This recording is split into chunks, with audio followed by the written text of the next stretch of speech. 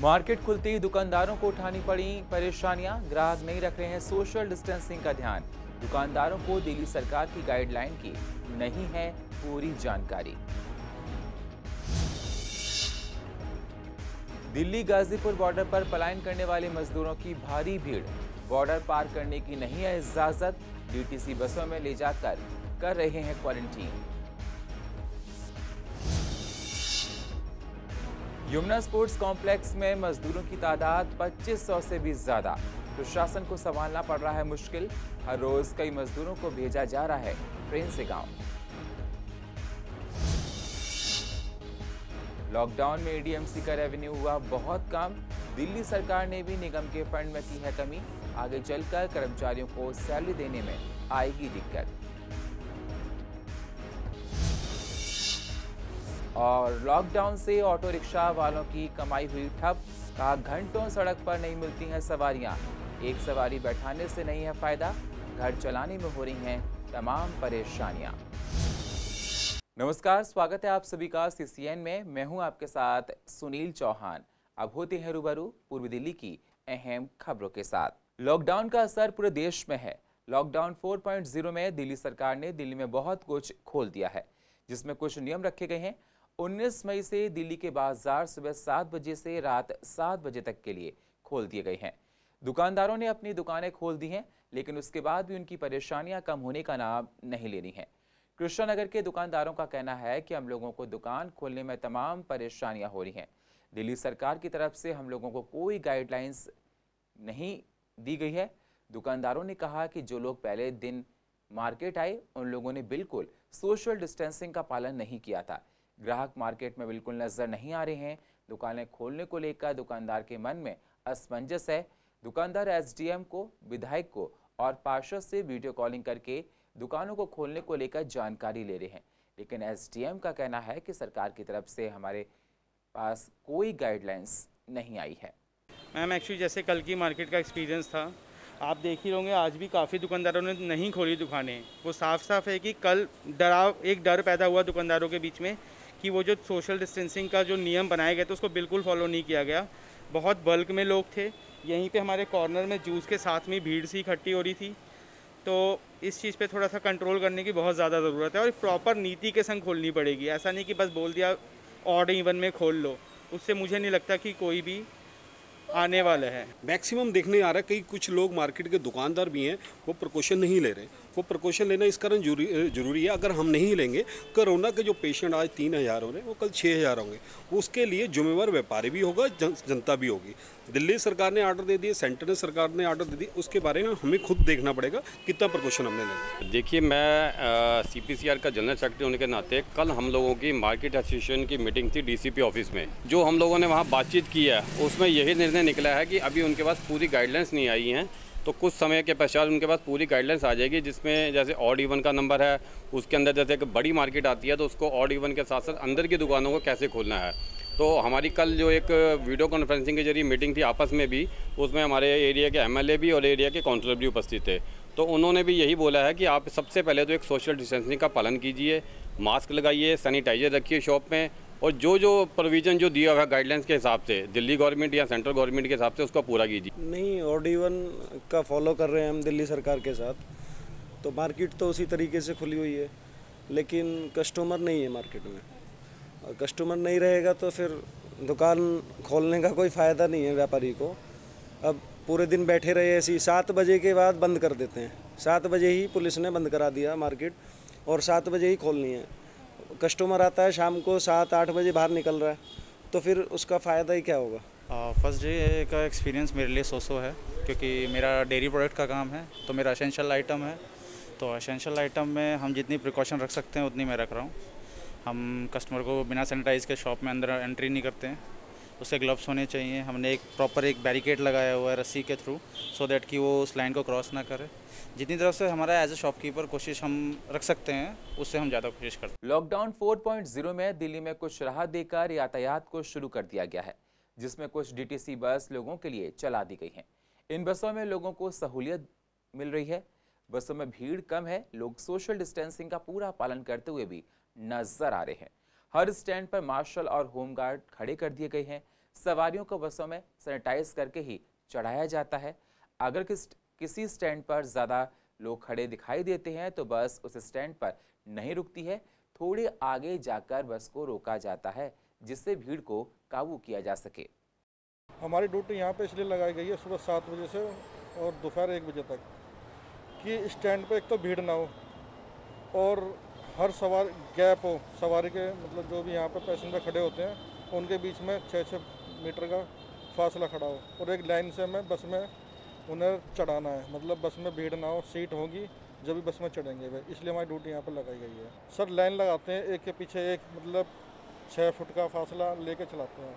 नहीं सर, बस वाले नहीं रोकते हुए। अगर बस में 20 सवारी से कम है जब भी बस वाले रोकेंगे स्टैंड पर, अन्यथा नहीं रोकेंगे। भीड़ लग जाती है, लाइन से थोड़ा सा डिस्टेंस है, उनको फासला बना के रखते हैं और एक एक जितनी ज़रूरत होती है गाड़ी में, मान लो 2 की जगह है 18 हैं पहले और 2 कम हैं तो 2 सवारी इसमें चढ़ा देते हैं। अभी तो सिर्फ मान रहे हैं सब, अब जैसे भीड़ होगा तो वैसे पता लगेगा आगे। आज ये कम चढ़ रही है साहब। सोशल डिस्टेंसिंग का कैसे पालन कराते हैं? भाई एक सीट छोड़ के एक पर बैठा नहीं दी। हाँ, एक सीट पे एक ही सवारी बैठेगी, जैसे 2 की सीट है तो एक ही सवारी बैठेगी सर। हाँ जी, सैनिटाइज करते हैं सर।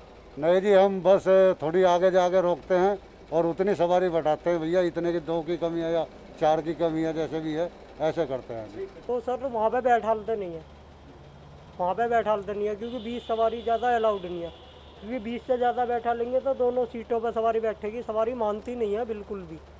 तो इसलिए 20 सवारी से ऊपर हम बैठा ले रहे हैं जो डिपो से हमें ऑर्डर मिले। आज भीड़ तो अब भी है बदरपुर बॉर्डर पर, लेकिन हमने 20 ही सवारी बैठा ली है, उससे ज़्यादा बैठा ली नहीं है। दोनों के पास है कंडक्टर ड्राइवर पे। बदरपुर पर गाड़ी भी सैनिटाइज होती है, बदरपुर पर बंदा खड़ा है, डिपो से होके आती है सुबह। भैया इस टाइम तो अभी कोई पता नहीं, सुबह हमें 6:30 की हाजिरी है, उस टाइम कोई बस नहीं होती है। उनका सहायक भी मिल जाए, वो 3 व्हीलर मिल जाए, स्कूटर मिल जाए, उनके साथ से मदद से आ जाते हैं। कोरोना ने बहुत से लोगों का व्यापार, नौकरियों को बर्बाद कर दिया है। जो लोग अच्छा कमाते थे अब उनके आगे रोजी रोटी के संकट नजर आ रहे हैं। दिल्ली में ऑटो और ई रिक्शा को नियम के साथ चलाने की परमिशन मिल तो गई है, लेकिन सवारी ना मिलने की वजह से ये लोग खाली हाथ बैठे हैं। घंटों सड़कों पर सवारियां नहीं मिलती हैं, ज़्यादा लोगों को बैठा नहीं सकते और ज़्यादा किराया लोग देने को तैयार नहीं हैं। ऑटो और ई रिक्शा वालों का काम तो बिल्कुल चौपट हो गया है मानो। ऑटो और ई रिक्शा वालों का कहना है कि सरकार को हमारी मदद करनी चाहिए जिससे हम लोगों की जीविका चल सके। हम लोग बहुत परेशान हैं। नुकसान ही है, कोई बैठने को तो राजी है नहीं अभी एक सवारी।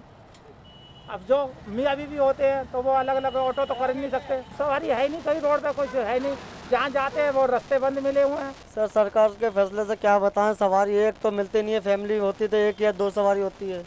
अब एक सवारी को छोड़ के थोड़ी जा सकते हैं लेडीज़ को। अगर मान लो 2 फैमिली है, लेडीज़ जेंट्स है, तो लेडीज़ को थोड़ी छोड़ के जा सकते हैं। एक फिर उसके बारे बिठानी नहीं पड़ती है। और डबल लेके जाएँ तो सवारी पकड़ लेते हैं पुलिस वाले, उसको कहते हैं कि एक सवारी का अलाउड है। दिक्कत तो सर ये हो रही है कि सवारी नहीं मिल रही है, सिंगल सवारी मिलती नहीं है, 2 सवारी 3 सवारी मिलती है। एक सवारी के लिए हम लोग बिठा नहीं सकते, अब 3 सवारी कैसे बिठाएंगे जब एक सवारी अलाउड कर रखी है तो। नहीं सर, सवारी नहीं मिल रही, सवारी मिल रही है तो 3-3 4-4 मिल रही है, कैसे ले जाए बताओ। जब ऑर्डर ऊपर से हुए हैं एक सवारी के तो एक ही बिठाएंगे, बाकी तो आज गाड़ी निकाली है, सवारी है नहीं रोड में। नहीं जी, किराया क्या, अभी तो सवारी नहीं मिली तो किराया हम कहाँ से बढ़ाएं। जब मेरे को मिलेगी जब तो मीटर अलाउड करा तो मीटर एक सवारी पे मीटर चलाऊंगा। नुकसान क्या, सवारी नहीं मिली तो नुकसान क्या होगा भाई, यही है। अब कहाँ से खाएं कहाँ से कमाएं। सैनिटाइज़ की अभी गाड़ी निकाली है, सैनिटाइज़ की वो लेता शीशी जाके, अभी सैनिटाइज़ कल और सुबह कराई थी मैंने, मशीन लेके खड़े थे लक्ष्मी नगर में। लेकिन घंटे 2 घंटे 3 घंटे तक घूमते रहते हैं। अभी करीब मैं 10 किलोमीटर चक्कर लगा के आ रहा हूँ, एक भी सवारी नहीं मिली है। हालांकि वैसे मैंने 30 रुपये कमाए हैं, 20 किलोमीटर रिक्शा चला लेता हूँ। ऐसे ही दुनिया में ऐसे घुमा घुमा के ऐसे खाली जा रहे हैं, ऐसे ही खाली जाते रहते हैं। क्या इससे रोजगार पे क्या फर्क पड़ रहा है आपके? नहीं, रोजगार पे तो इसमें रोटी तो मिलनी नहीं है। ये रिक्शा शेयरिंग में चलने वाले हैं, ऑटो चलो सिंगल सवारी में चला जाएगा। ये किसी मेट्रो से जुड़े हैं, कोई हॉस्पिटल पे खड़े होते हैं। अब एक सवारी लेके वही सवारी कहीं पर भी जाती है, भैया 10 रुपये लगते हैं। अब 10 रुपये में सुबह से शाम तक आपको कितनी सवारी मिलेगी। अब सुबह से हमने 30 रुपये कमाए हैं। एक सवारी बैठाने का अलाव कर रखा है, कम से कम 2 सवारी तो हों इसमें आमने सामने, तो एक सवारी अलाउ कर रखा, कोई फैमिली के 2 मियाँ बीवी हों या बच्चा हो साथ में, बैठा नहीं सकते, पैसे ज़्यादा मांगो देती नहीं है सवारी। अब 10-10 रुपये में सवारी लेके ढोते रहेंगे, इतना तो बिजली का खर्चा भी नहीं निकलेगा। है ही नहीं रोज़गार बिल्कुल। मकान मालिक किराया मांगना शुरू हो गया कि खुल गया जी किराया दो, अब काम ही नहीं है। कल सारा दिन चलाया मैं 5 घंटे 10 रुपये का काम करके गया हूँ, बताओ ऐसे कहाँ से गुजारा चलेगा। पहले तो हमारा 1000 रुपया 1200 रुपया दिन में बन जाता था रात तक। जब से देश में कोरोना काल चालू हुआ है तब से मजदूरों के लिए संकट बढ़ते जा रहे हैं। संपूर्ण भारत कोरोना से लड़ाई लड़ रहा है जिससे जीवन को बचाया जा सके। देश में लॉकडाउन 4.0 लागू है। इस मुसीबत की घड़ी में मजदूर बीच मझधार में फंस गए हैं। ना घर का रहा ना घाट का, मतलब ना अपने गांव जा पा रहे हैं और ना ही दिल्ली में रहकर अपने परिवार का पालन पोषण कर पा रहे हैं। मजदूरों के कमानों का जरिया चला गया है। दिल्ली गाजीपुर बॉर्डर पर भारी तादाद में, जी हां, जो दिल्ली यूपी का गाजीपुर बॉर्डर है वहां पर भारी तादाद में मजदूर अपने घर जाने के लिए बैठे हैं। बसें ना मिलने की वजह से पैदल ही गांव जाने के लिए तैयार हैं, लेकिन पुलिस उनको बॉर्डर क्रॉस नहीं करने दे रही है। डीटीसी बसों में भरकर जगह जगह उनको क्वारंटीन किया जा रहा है। संस्थाएं खाना बांट रही हैं, लेकिन पास के रहने वाले लोग भी खाने की लाइन में लग जाते हैं। हालांकि सरकार इन मजदूरों के लिए ट्रेन से बंदोबस्त कर रही है, लेकिन लगभग 16 लाख मजदूर यूपी जा चुके हैं। लेकिन मजदूरों की तादाद इतनी ज़्यादा है कि भीड़ कम होती हुई दिखाई नहीं दे रही है। प्रशासन को इनके लिए व्यवस्था करना एक चुनौती साबित हो रहा है। इस कोविड महामारी में सब कुछ बंद है, सारे साधन बंद हैं। बहुत से ऐसे लोग हैं जिनको दिखाई नहीं देता, वो भी पैदल पलायन कर रहे हैं। एक लड़का तो इस लॉकडाउन में ऐसे फंस गया, अपनी माँ को कंधा तक नहीं दे पाया। उसकी माँ का देहांत हो गया था। बहुत कोशिश की लेकिन माँ को अंतिम विदाई नहीं दे पाया। हम लोग अभी सुबह सोचे कि जो हमारे पास जो हम कर सकते हैं, बिस्किट, कोल्ड ड्रिंक और पानी लाके जो परेशान आदमी है 3-4 दिन से यहाँ बैठे हैं उनके लिए सोचे कि अरेंज करें। पीछे भी हमने 1-2 दिन किया था। सो घर जाने के लिए लोग परेशान हैं और कोई समस्या इनकी नहीं है कि इनको घर जाना है, यहाँ पे इनको रहने या खाने की कोई वो नहीं है। कुछ स्थानीय लड़के हैं वो स्टॉक लेके उसको स्टॉक कर रहे हैं। बहुत सारे बच्चे हैं ऐसे। हाँ, फैमिली भी है, बच्चे भी हैं। लोकल के लोग ज़्यादा हैं, मजदूर कम मांग रहे हैं लेकिन लोकल लोग ज़्यादा हैं।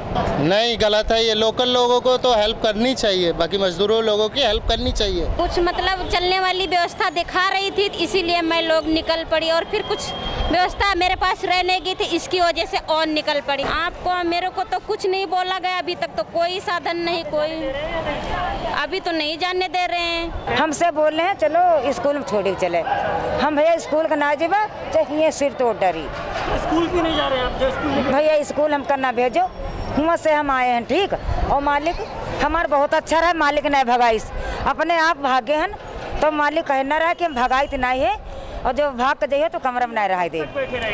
भैया बैठे रहे तले बैठे रहे, फिर पैदल चले जब नई सवारी मिली। सर हमें बिहार जाना है, मुकेश नगर में रहते हैं, तो हमें सर खाने पीने की भी दिक्कत हो रही है। अब बच्चे भी हैं एक छोटा, तो खाना पीना टाइम से मिल नहीं पाता है। हम लोग 1-1:30 बजे 2 बजे आता है, तो हम यहाँ पर तो अभी आए हैं। हम कौन लेके आए? ये है ना, पूछते आए हैं हम। हाँ जी, यहाँ पे लोग बताए गए कि हमें वहाँ से बिहार भेजा जाता है, तो इसीलिए हम लोग आए हैं यहाँ। सर खाने पीने को दिक्कत हो रहा है, काम धंधा चल ही नहीं रहा है, तो क्या करेंगे? दोने बनाते थे, तो दोनों सर हमारे कंपनी चल नहीं रही है, तो हम सोच रहे हैं अपने घर पे ही जाना सही है, जब खुलेगा जब देखी जाएगी। मैं जी कालकाजी एरिया से आया हूँ और मुझे गोरखपुर जाना है। मेरी माताजी का देहांत भी हो गया है, अभी तो मैं अकेला ही जा रहा हूँ। माताजी का देहांत भी हो गया, मुझे इमरजेंसी में निकलना है, तो अभी मैं आके रुका ही हूँ। थोड़ा सा चाय पानी का लोग पानी लंगर मिल रहा है, यहाँ से भी पानी वानी पिया है। सुबह का निकला हुआ मैं काफ़ी दूर पैदल चल के इधर उधर से यहाँ तक पहुँचा हूँ। अब इसके बाद कुछ पूछूंगा कहीं कुछ कहाँ से कुछ सुविधा है, कहाँ से जा सकते हैं। हरियाणा बहादुरगढ़ से आए हैं। तो कहाँ जाने के लिए आए? हम हरदोई जाने के लिए। यहाँ कब से बैठे हुए हैं? यहाँ हमको हो गया 2 घंटे। अच्छा, क्या किसी ने कुछ आगे जाने के लिए मना करा है? किसका रीजन? नहीं, मना किसी ने नहीं किया। कहा कि तुम ट्रेन पर जाओ वहाँ से, या ये बस एक जा रही है उससे जाओ। दिक्कत कुछ खाना पाना कुछ नहीं आता, कुछ नहीं सार। हरियाणा में कुछ नहीं मिल रहा है। हाँ, वहाँ पानी भी नहीं मिला है हमको। तो हम आए दवाई के लिए थे हम, लेकिन वहाँ लॉकडाउन हो गया, इसलिए वहाँ पड़े रहे 2 महीने से। लड़का एक है खिलाता रहा, अब फैक्ट्री चलती नहीं तो अब वो भी भूखे मरने लगे, तो हम निकल पड़े। हमने कहा चलो जैसे कुछ। कोरोना की वजह से पूरी दुनिया की अर्थव्यवस्था चरमरा गई है। लोगों के पास देश चलाने के लिए पैसे नहीं हैं। दुनिया आर्थिक तंगी से जूझ रहा है। पूर्वी दिल्ली नगर निगम में भी लॉकडाउन की वजह से रेवेन्यू बहुत कम आया है। साथ ही निगम के स्टैंडिंग कमेटी के चेयरमैन संदीप कपूर का कहना है कि दिल्ली सरकार की तरफ से हम लोगों को रेवेन्यू आधा मिला है, जिससे आने वाले समय में हम लोगों को कर्मचारियों की सैलरी देने में परेशानी होगी। इसी मसले पर ज्यादा बातचीत की हमारी संवाददाता वंदना ने चेयरमैन संदीप कपूर से। आइए आपको सुनाते हैं। सभी जानते हैं कि हालात जो हैं वो बद से बदतर हो गए हैं और कुछ लॉकडाउन चल रहा है, कुछ टाइम चल रहा है कोरोना का, तो ऐसे में निगम के पास रेवेन्यू कैसे आ सकता है, निगम अपना रेवेन्यू कैसे बढ़ा सकती है, इसकी पूरी जानकारी लेते हैं संदीप कपूर जी, स्टैंडिंग कमेटी के चेयरमैन मेरे साथ इस समय मौजूद हैं, उनसे बात करके। जितने भी नगर निगम होते हैं वो जो राज्य सरकार होती है उसके अधीन होते हैं, और कोई भी निगम क्योंकि उसका जो मॉडल होता है उसमें इतने टैक्स वो लगा नहीं सकता कि उस टैक्स से वो अपना खर्चा चला सके। आप सबको पता है कि जब व्यापारियों को दिक्कत है, घरेलू व्यक्ति को दिक्कत है, रेवेन्यू अपने आप ही कम है, और इसकी सबसे पहली मार निगमों पर ही पड़ी। क्योंकि जब ये लॉकडाउन मार्च में शुरू हुआ था तो मार्च के अंदर हमारा ऐसा महीना होता है जो पूरे साल का 30% रेवेन्यू हमें मार्च में मिलता है। मार्च में लॉकडाउन शुरू होने की वजह से लोगों ने वो टैक्स नहीं दिया। जब आखिर में हमने कैलकुलेशन किया तो 97 करोड़ रुपये हमें कम जो है टैक्स कलेक्शन आया। अब इसे कैसे भरपाई की जाएगी? जनता पे हम प्रेशर डाल नहीं सकते, नए टैक्स लगा नहीं सकते, तो हमने दिल्ली सरकार को बोला है। लेकिन इस समय हालत यह है कि दिल्ली सरकार जो कि पहले से ही निगमों को तंग कर रही थी, 60,000 करोड़ का बजट होने के बावजूद दिल्ली सरकार का जैसे ही रेवेन्यू कम हुआ उन्होंने सबसे पहला शिकार निगमों को बनाने की कोशिश की है। और हमें क्लियर बोला कि जितना हम साल में देते थे, जैसे 100 रुपये देते थे तो आपको सिर्फ 10 रुपये देंगे। यहाँ पर हम बात कर रहे थे कि पूर्वी दिल्ली नगर निगम के पास रेवेन्यू की अक्सर कमी रहती है, और इस बार तो जो हालात बने हैं उसे देखकर लग रहा है कि आने वाले समय में बहुत ज़्यादा दिक्कतें जो हैं वो फेस करनी पड़ सकती हैं। फिलहाल संदीप जी ने भी यही कहा कि अभी तक जितना वेतन था वो तो क्लियर हो चुका, लेकिन आने वाले समय में वेतन देने तक के लिए भी काफ़ी दिक्कतें फेस करनी पड़ सकती हैं। कैमरा पर्सन मोहित के साथ मैं वंदना कश्यप, कैंट, CCN। पूर्वी दिल्ली का यमुना स्पोर्ट्स कॉम्प्लेक्स में इस समय बहुत से मजदूरों को रोकने के लिए प्रबंध किया गया है। पिछले लगभग 1 महीने से ज़्यादा से मजदूरों को कॉम्प्लेक्स में रखा गया है।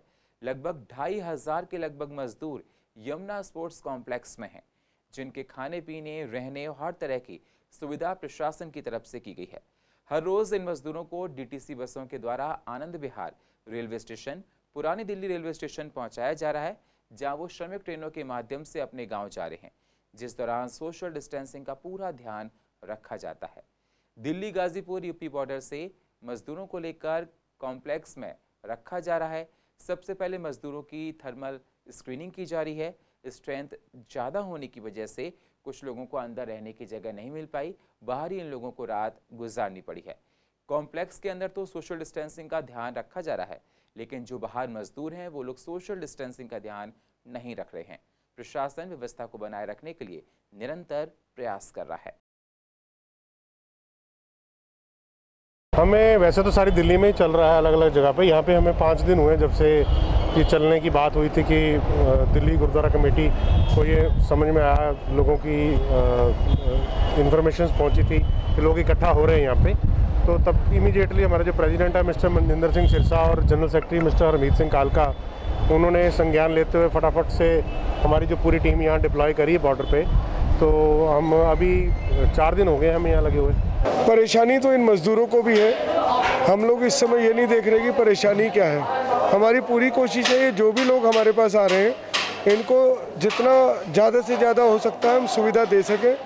खाना पानी, इनके जाने की जो भी व्यवस्थाएं हैं सरकार की तरफ से, वो सब इन तक सुचारू रूप से पहुंच सके, इन व्यवस्थाओं के लिए हम लोग लगे हुए हैं। खाने में सुबह चाय नाश्ता दे रहे हैं हम इनको, दोपहर को खाना है, फिर शाम को चाय है और रात को फिर खाना है। ये हमारा शेल्टर होम पिछले 2 महीने से चल रहा है और इसमें मज़दूर हमारे पास आ रहे हैं, और अब जैसे ट्रेनों की व्यवस्था होनी शुरू हो गई है तो जहाँ जिस स्टेट की ट्रेन होती है उस स्टेट के लोगों को हम यहाँ से भेज रहे हैं।